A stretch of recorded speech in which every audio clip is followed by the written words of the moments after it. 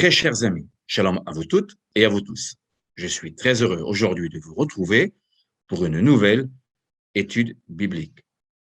Dans le cadre de notre projet Perles bibliques, nous avions, lors de nos 3 précédentes études, étudié la notion de Teshuvah.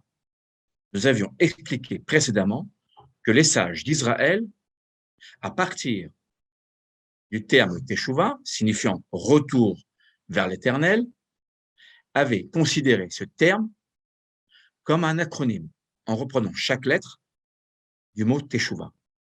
Tav, Shin, Vav, Bet, He. Aujourd'hui, nous allons étudier la lettre Bet du mot Teshuvah. Ouvrons notre Bible au livre des Proverbes, chapitre 3, verset 6. Bechol delachecha da'ehu vehu yehasher orechotecha.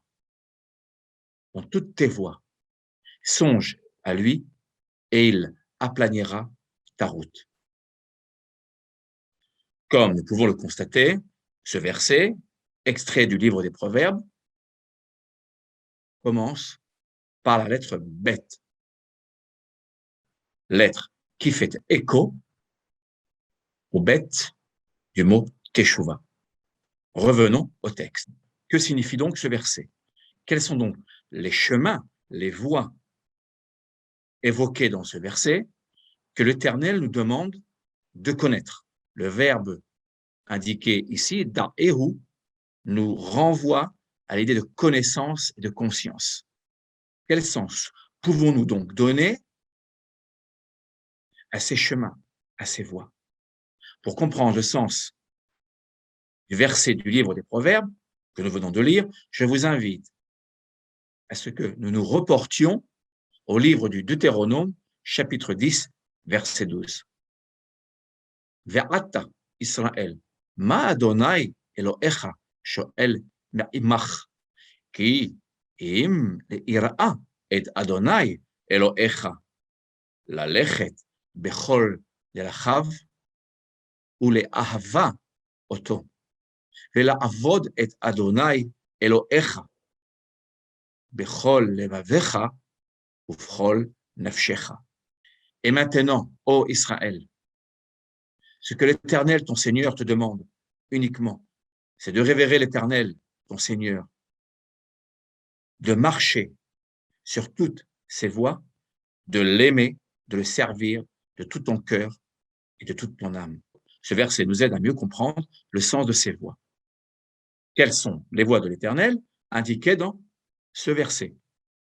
Les voies sont celles de l'aimer, les ahava, et de le servir de tout notre cœur et de toute notre âme.